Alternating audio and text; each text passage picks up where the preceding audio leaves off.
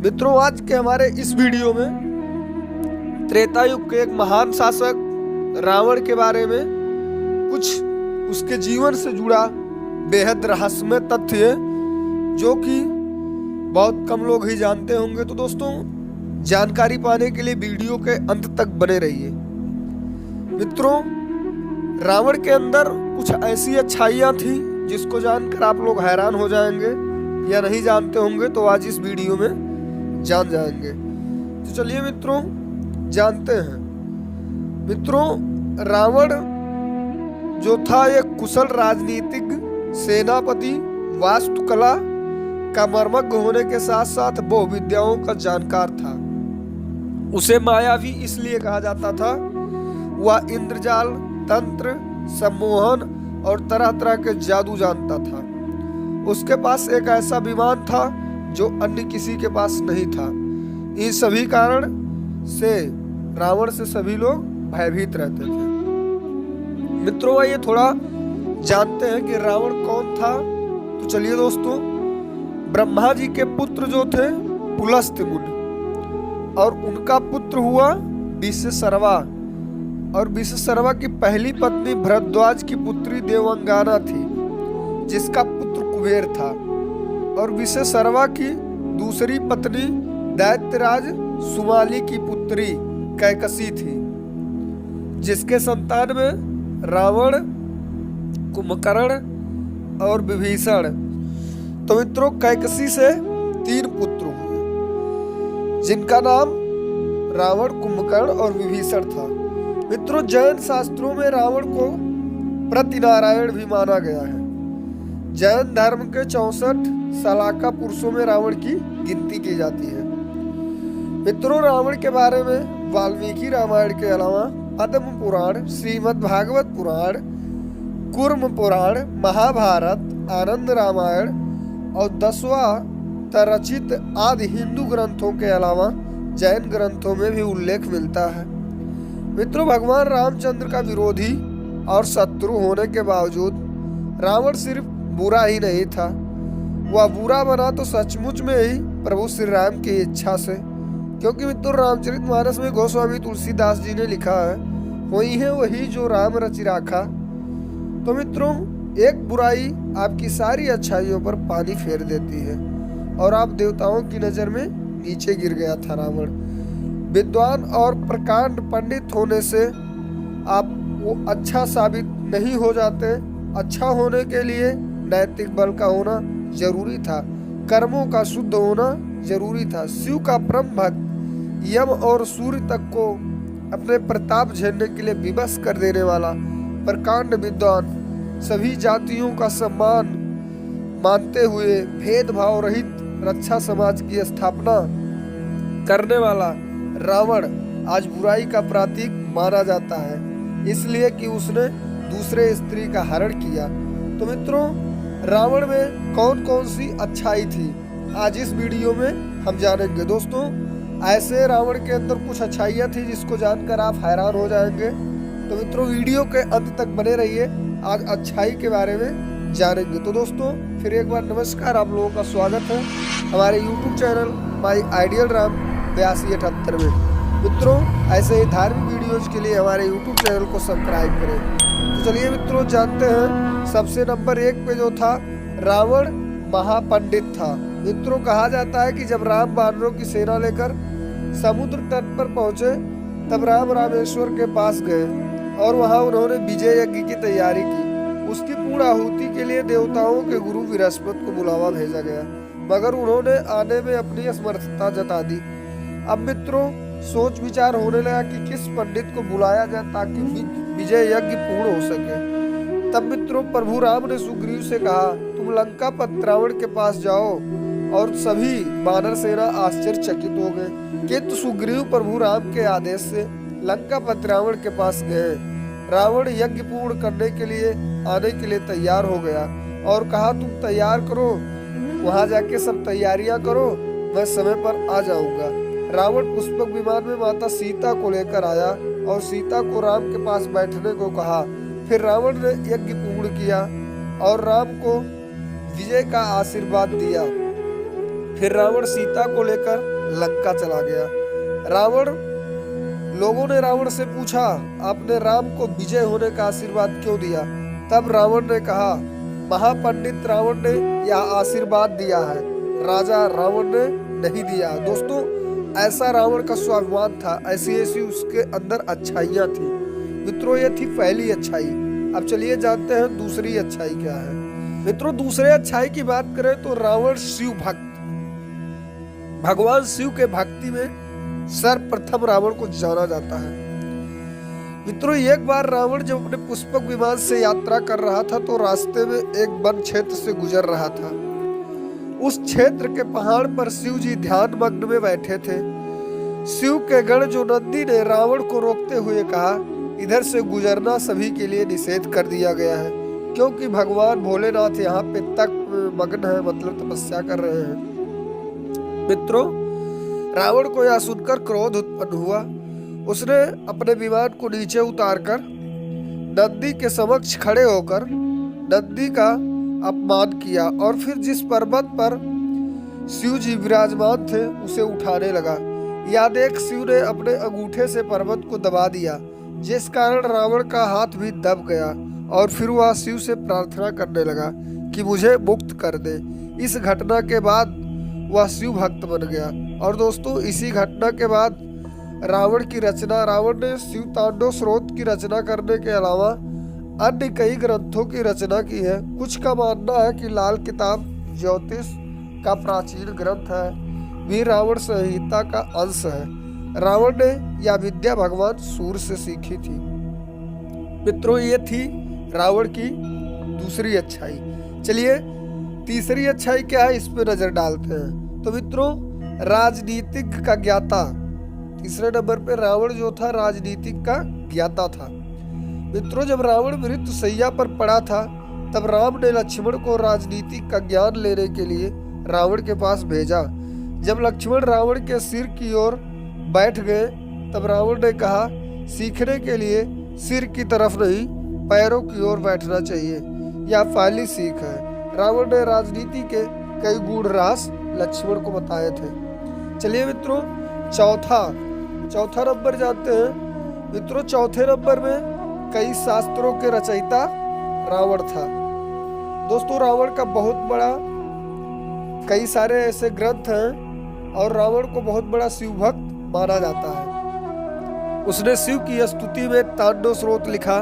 रावण ने ही अंक प्रकाश, इंद्रजाल, कुमार तंत्र, प्राकृत कामधेनु, प्राकृत लंकेश्वर, ऋग्वेद, भाष्य, रामायण, नाड़ी परीक्षा आदि पुस्तकों की रचना की थी। दोस्तों, ये था चौथा नंबर। और चौथा नंबर में दोस्तों शिव तांडव का स्रोत। रावण ने शिव तांडव स्रोत की रचना करने के अलावा अन्य कई ग्रंथों की रचना की। रावण ने कैलाश पर्वत ही उठा लिया था और जब पूरे पर्वत को ही लंका ले जाने लगा तो भगवान शिव ने अपने अंगूठे के तनिक सा जो दबाए थे कैलाश पर्वत जहाँ था वही अवस्थित हो गया। इससे रावण का हाथ दब गया था और वह क्षमा करते हुए कहने लगा, शंकर शंकर अर्थात क्षमा करिए और स्तुति करने लग गया। और यह क्षमा याचना स्तुति जो थी वह कालांतर के बाद शिव तांडव स्रोत कहलाया। दोस्तों, इसके बाद अरुण संहिता, रावण संहिता, ये सब रावण की रचनाएं थी। मित्रों, रावण पर रचना पुराणों सहित इतिहास ग्रंथ वाल्मीकि रामायण और रामचरित रामायण में तो रावण का वर्णन मिलता है, किंतु आधुनिक काल में आचार्य चतुर्सेन द्वारा रावण पर वयम रक्षम नामक बहुचर्चित उपन्यास भी लिखा गया है। तो दोस्तों, ये सब था रावण के प्रमुख रचना। अब आइए दोस्तों, पांचवा नंबर, उसके अंदर क्या अच्छाई थी ये जानते हैं। मित्रों, भगवान श्री राम के भाई लक्ष्मण ने रावण की बहन शूर्पणखा का नाक और कान काट दी थी। पंचोटी में लक्ष्मण से अपमानित शूर्पणखा ने अपने भाई रावण से अपनी व्यथा सुनाई और उसके कान भरते कहा, सीता अत्यंत सुंदर है और वह तुम्हारी पत्नी बनने सर्वथा योग्य है। तब रावण ने अपनी बहन के अपमान का बदला लेने के लिए अपने मामा मारीच के साथ मिलकर सीता का अपहरण की योजना रची। इसके अनुसार मारीच का सोने का हिरण रूप धारण करके राम व लक्ष्मण को वन में ले जाना और उनकी अनुपस्थिति का फायदा उठाकर रावण द्वारा सीता का अपहरण करने की योजना। इस पर जब राम हिरण के पीछे वन में चले गए तब लक्ष्मण सीता के पास थी, लेकिन देर होने के बाद भी जब राम नहीं आए तो सीता माता को चिंता होने लगी। तब उन्होंने लक्ष्मण को भेजा। राम और लक्ष्मण की अनुपस्थिति में रावण सीता का अपहरण करके ले उड़ा और उसके बाद रास्ते में जटायु जब रोकने की कोशिश की तब रावण ने जटायु का पंख काट दिए। रावण ने सीता को लंका नगरी के अशोक वाटिका में रखा और त्रिजटा के नेतृत्व में कुछ राजसियों को उनकी देखरेख का भार दिया। दोस्तों, इससे यह पता चलता है कि वो अपने परिवार के प्रति रावण कितना ज्यादा सक्रिय रहता था। अब दोस्तों 6वें नंबर बात कर लेते हैं। मित्रों, माता सीता को छुआ तक नहीं था रावण। दोस्तों, ये सबसे अच्छी उसके अंदर सच्चाई और खास बात थी। भगवान राम की अर्धांगिनी माता सीता का पंचोटी के पास से लंकापत रावण ने अपहरण करके लगभग 2 वर्ष तक अपनी कैद में रखा था, लेकिन इस कैद के दौरान रावण ने माता सीता को छुआ तक नहीं था। रावण जब सीता के पास विवाह प्रस्ताव लेकर गया तो माता ने घास के एक टुकड़े को अपने और रावण के बीच रखा और कहा, हे रावण, सूरज और किरण की तरह राम सीता अभिन्न है। राम व लक्ष्मण की अनुपस्थिति में मेरा अपहरण कर तुमने अपनी कायरता का परिचय और राक्षस जात के विनाश को आमंत्रित कर दिया है। मित्रों, तुम्हारे जैसे राक्षस को श्री राम जी की शरण में जाना इस विनाश से बचने का एकमात्र उपाय है, अन्यथा लंका का विनाश निश्चित है। ऐसी बात बार बार माता सीता रावण से कह रही थी। दोस्तों, उसके बाद फिर जो है अगला 7वां अध्याय क्या था, तो मित्रों रावण असंगठित राक्षस समाज को एकत्रित करके उनके कल्याण के लिए कई कार्य किए। रावण के शासन काल में जनता सुखी और समृद्ध थी, सभी नियमों से चलते थे और किसी में किसी प्रकार का भी अपराध करने की हिम्मत नहीं होती थी।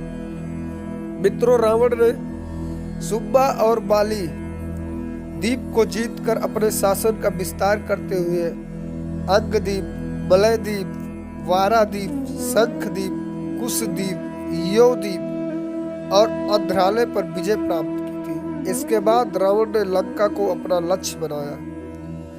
आज के युग के अनुसार रावण का राज्य विस्तार इंडोनेशिया, मलेशिया, वारवा, दक्षिण भारत के कुछ राज्य और संपूर्ण श्रीलंका था।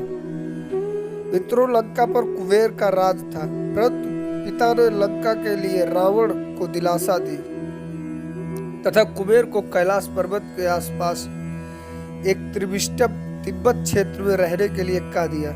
इसी तरह में रावण ने कुबेर का पुष्पक विमान भी छीन लिया। दरअसल माली, सुमाली, माल्यवान नामक 3 दैत्य द्वारा त्रिकुट सुमेल पर्वत पर बसाई लंकापुरी को देवों ने जीतकर कुबेर को लंकापत बना दिया था।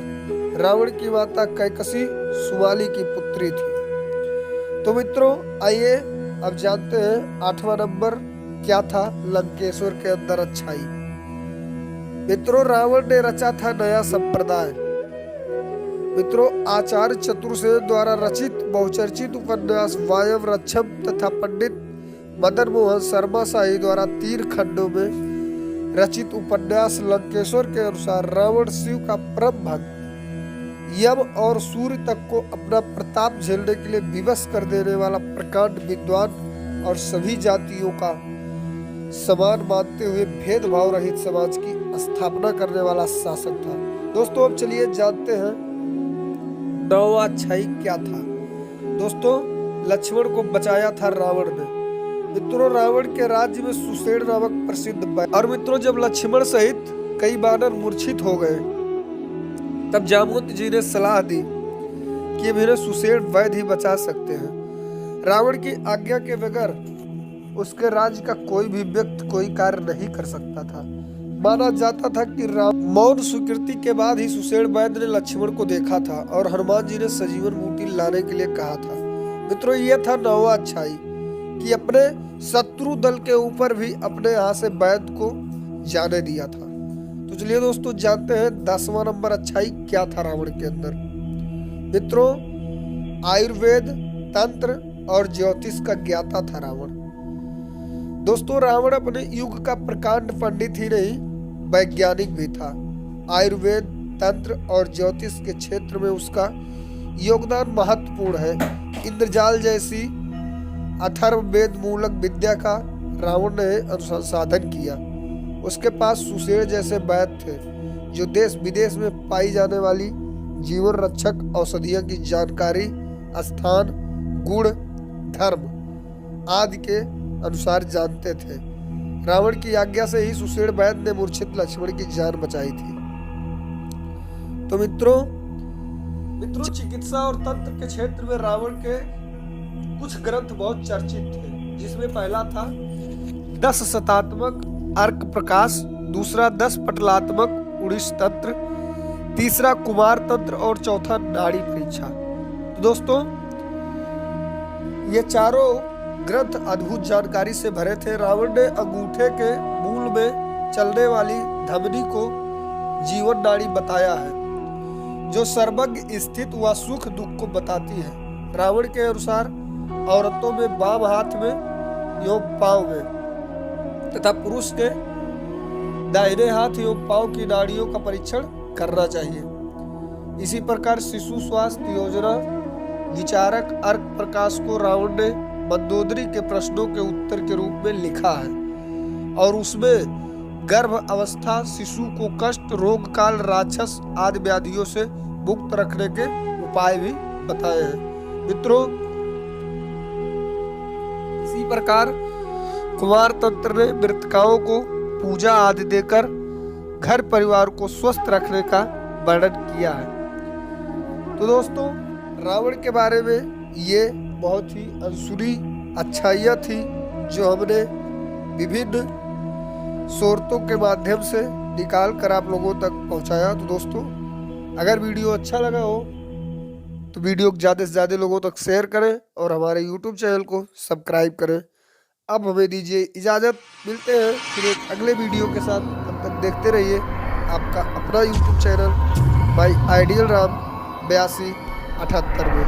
तो जय श्री राम दोस्तों, हर हर महादेव, जय श्री शंभू।